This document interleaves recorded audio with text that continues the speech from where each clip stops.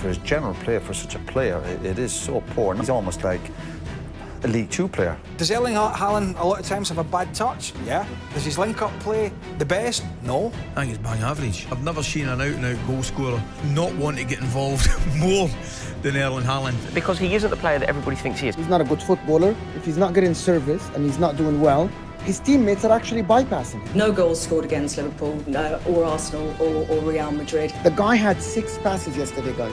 90 minutes, 6 passes completed. If you're not looking for Haaland, he's not beneficial. What do you need to be better at? Everything, man. Everything. Erling Haaland might be the only player in the world to be criticized for doing his job too well. Premier League record breaker in 2023 after scoring 36 goals. European Golden Shoe winner after scoring 52 goals in all competitions. And treble champion. And yet the way that people talk about him, you would think Haaland is some random player who just got lucky.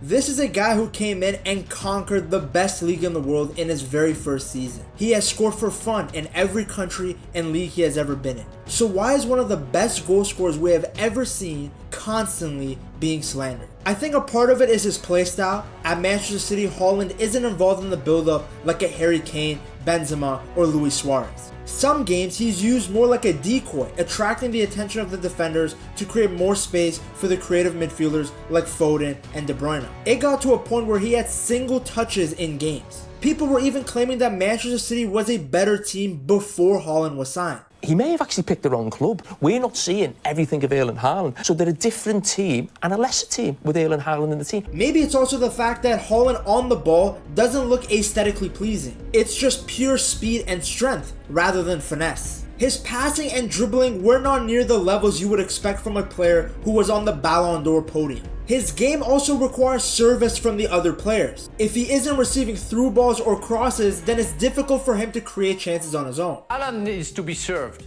I told Rodri that please look for me in behind because there's space. You said please. I also told Bernardo Silva to put it in behind.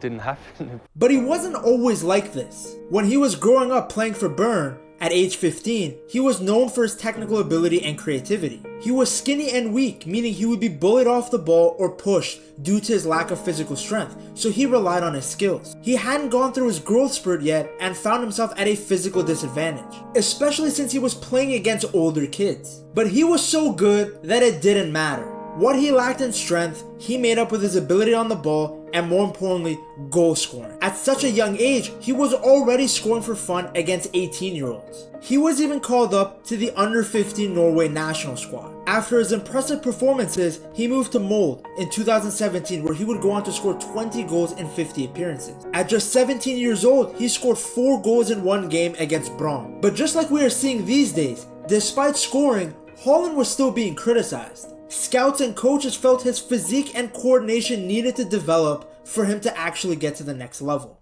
This is where Haaland would start to develop physically, working hard in the gym to build size, strength, and stamina.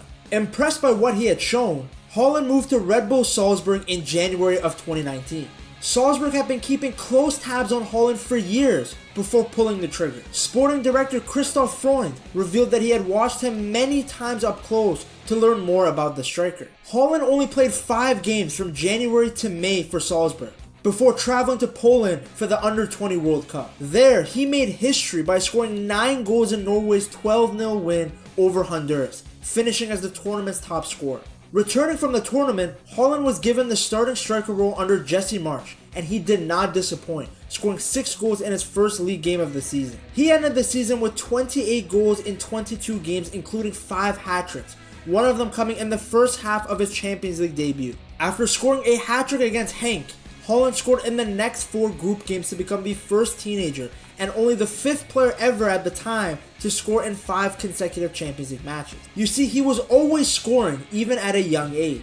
The one thing he has been consistent at everywhere he goes is getting goals. By now, every club in the world had taken notice of Haaland's ability. His development had been so extraordinary and spectacular that even those around him were shocked. but there was still criticism around him. His own father admitted that despite the goals, he was still a raw player. He still had to learn more about being involved in the build-up play and improving his on-ball ability. What Haaland also needed the most was consistent playing time. In a strategic fashion, Haaland and his father thought carefully about their next move. They chose Dortmund, a young team that needed a striker. His father admitted that this was a crucial point for Haaland's development. Tall, fast, and strong, Haaland immediately took the Bundesliga by storm. Haaland made his debut for Dortmund away to Augsburg on 18th of January 2020. He came on as a second half sub as Dortmund were trailing 3-1. Within 22 minutes, Haaland scored a hat-trick to help secure a 5-3 win. Over the course of the next 2.5 years in Germany, the gigantic Norwegian would go on to score 86 goals in 89 games. He was no longer the skinny kid we saw at Bern, as the Norwegian imposed himself physically on every single opponent. Dortmund relied on him more on the ball. He was a very different striker than what we were seeing at Manchester City. He broke the top speed record in the Bundesliga by running at 36.04 kilometers per hour. The physical attributes that he once lacked were now his best qualities as he began to rise to superstardom. In only 2.5 years, Haaland had developed the skills that every club in the world wanted in a striker. And it was inevitable that the biggest clubs in the world would come knocking for him. It does seem like everybody in world football is talking about him and would love him to sign for them. I think that this guy can go anywhere and make things happen for anybody. Now it's him to pick and choose. With the world at his fingertips, Haaland decided to go to Manchester City for the next point in his career. It checked all the boxes. He would get to join a team that was missing a number 9. City had creative midfielders everywhere from Foden, Bernardo Silva, De Bruyne to Gundogan and Mahrez who could help create chances for him. All they needed was somebody to convert those chances into goals. On top of that, he would get to play under the best manager in the world. It also helped that Haaland was a lifelong Manchester City fan due to his father playing at the club. There were a few people that didn't expect the Norwegian to continue his form from the Bundesliga into the Premier League. His debut in the Community Shield didn't help either, as he missed an easy chance and City ended up losing 3-1 to Liverpool. But while these critics thought they were right, the rest of the world saw that he was the missing ingredient for a Manchester City team that had dominated the Premier League. As soon as the actual season started, he couldn't stop scoring. Haaland scored twice on his league debut against West Ham United. Then later in the month, he scored his first hat-trick in a 4-2 win against Crystal Palace. Just 4 days later, he scored another hat-trick against Nottingham Forest. This made Haaland the fastest individual in Premier League history to score 2 hat-tricks, beating the previous record by 14 matches. He broke another record when he scored a hat-trick against Manchester United, becoming the first player in Premier League history to score a hat-trick in 3 successive home games. By the end of the season, Haaland had reached 45 combined league goals and assists, equaling Thierry Henry's record for most total goal contributions in a 38 Premier League season. He also won the Premier League Golden Boot and the European Golden Shoe. With 36 goals and 35 appearances, he set the new record for the highest number of goals in a Premier League season. What's crazy is that Haaland was exceptional in the Champions League as well. 12 goals and 1 assist in the competition as the Norwegian helped City finally overcome an obstacle that seemed impossible to pass. You would think that at this time, even Haaland's biggest haters would have been silenced. But the focus of these guys now went to Haaland's lack of involvement in big games. It's like Haaland on the field, who we've talked about so highly,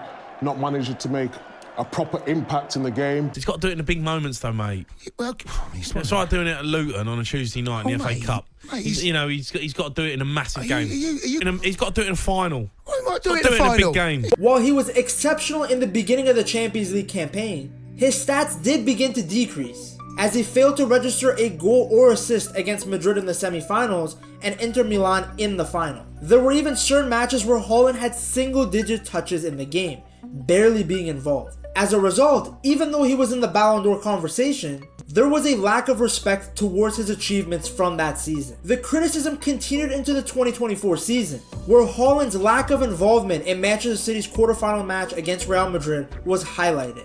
Despite the Norwegian being the Golden Boot leader again, even after missing a chunk of games due to injury, it seemed that he had had a disappointing season. I guess that is an example of Haaland's greatness, that now even a 25-goal season seems subpar. The reality is though, that Haaland is doing his job. The amount of attention he gets from defenders helps City score. especially from outside the box. Rodri's goal against Inter doesn't happen if someone like Haaland isn't pushing the defense back. City also now have a direct outlet when they're trying to play out of the back. The kind of work that Haaland doesn't always make him look good individually, but it helps the team as a whole. Everywhere Haaland has gone, he scores. 29 goals and 7 assists for Salzburg, 86 goals and 23 assists for Borussia Dortmund, and 88 goals and 15 assists for Manchester City. The guy is a freak when it comes to putting the ball in the back of the net. He even has 27 goals in 31 appearances for the Norwegian national team. Wherever he goes, whoever he plays for, you cannot stop Haaland from putting the ball into the back of the net. We are seeing a generational striker in front of us. I think it's time to start giving him more respect. To see another Manchester City player who doesn't get enough appreciation, check out this video on Bernardo Silva.